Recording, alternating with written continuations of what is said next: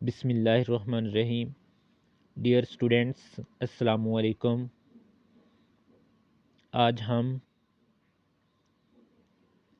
Assignment number 28 subject physics class first year इसको हम discuss करेंगे, जिसमें फ़र्स्ट पोर्शन एमसीक्यूज़ के रिलेटेड और सेकंड न्यूमेरिकल के रिलेटेड होगा।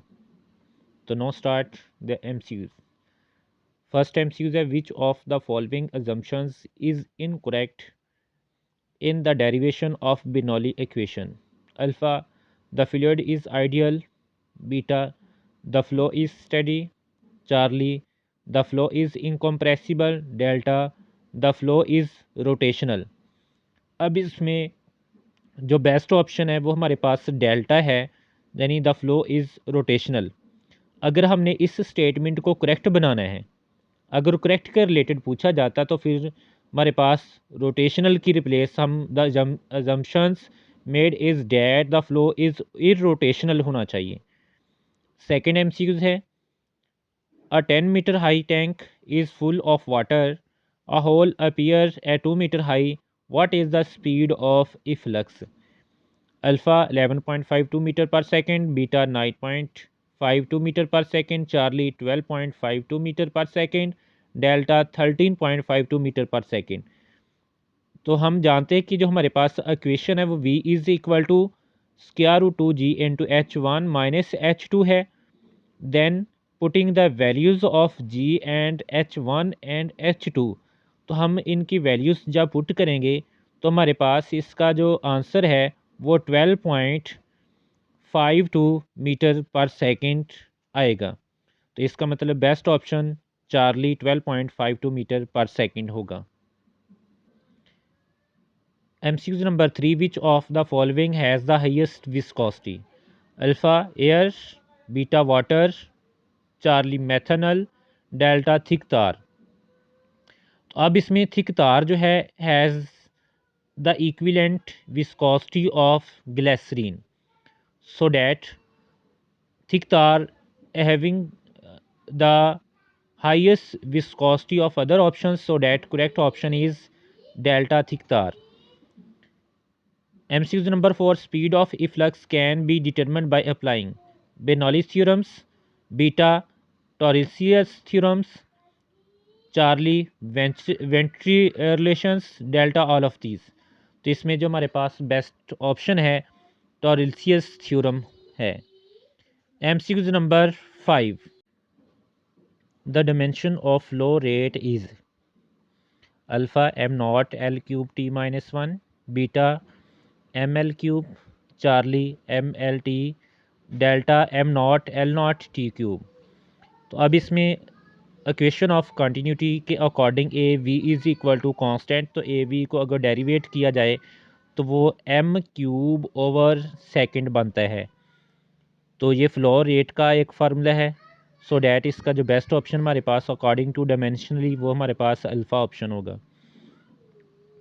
Last MCQs, the drag force on falling sphere is 4.9 Newton, it weight will be.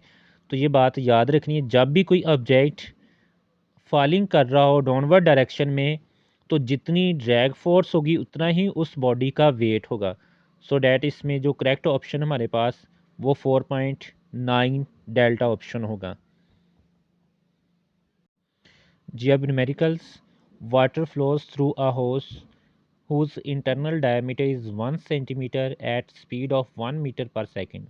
What should be the diameter of the nozzle if the water is to emerge at 21 meter per second? तो given data है D1 1 centimetre, centimetre को metre में convert करेंगे क्योंकि ये इसका formula ऐसे unit नहीं है। Speed of water V1 1 metre पर सेकेंड, V2 स्पीड 21 मीटर पर सेकेंड, D2 फाइंड करना है। तो according to equation of continuity A1 V1 is equal to A2 V2, तो आप putting the values according to radius, so that pi R one का square V1 is equal to pi R2 का square V2। तो अब पाई से पाई यहाँ से cut होगा, तो आपको पता है कि डायमीटर का हाफ रेडियस होता है, तो R1 की रिप्लेस हम D/2 लिखेंगे, तो R के ऊपर स्क्वायर आ रहा है, तो इसका मतलब R का स्क्वायर यानी D का स्क्वायर ओवर 2 का स्क्वायर 4 हो जाएगा। अब 4 से 4 कैंसिल आउट होगा दोनों साइड से, तो हमारे पास फिर D1 का square V1 is equal to D2 का स्क्वायर V2। अब D2 हमने फाइंड आउट करना है, जबकि D1 गिवन है। तो अब इसमें देखें कि जब हम वैल्यूज़ पुट करेंगे तो हमारे पास आफ्टर द कैलकुलेशंस D2 जो है वो इक्वल 0.2 सेंटीमीटर इसका आंसर आएगा। उसके बाद next numerical, how large must a heating duct be if air moving 3.0 meter per second along it can repulsion the air in a room of 300 meter cube volume every 15 minutes. Assume the air density remains constant. अब given data हमने note किया, V is equal to 3 meter पर second,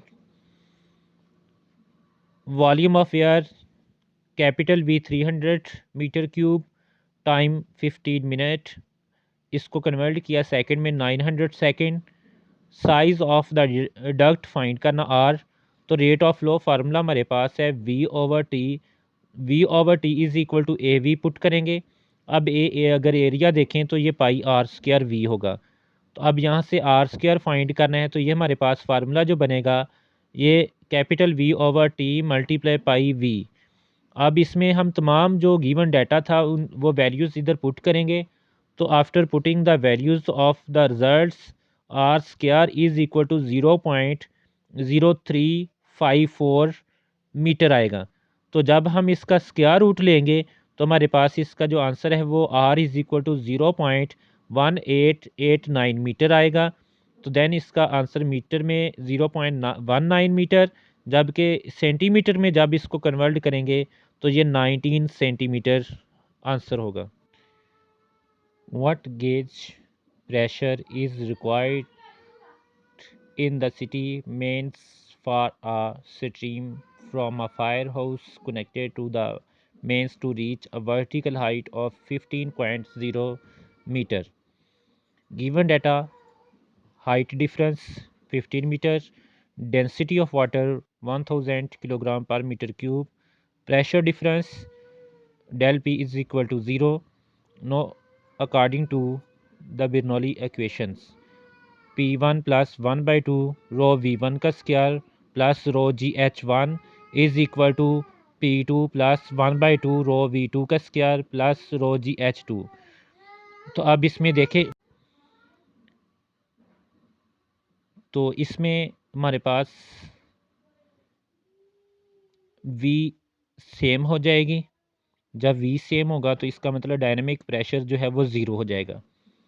तो अब इसमें जब हम rearrange करेंगे इस इक्वेशन को तो हमारे पास P2 minus P1 is equal to rho G into H1 minus H2।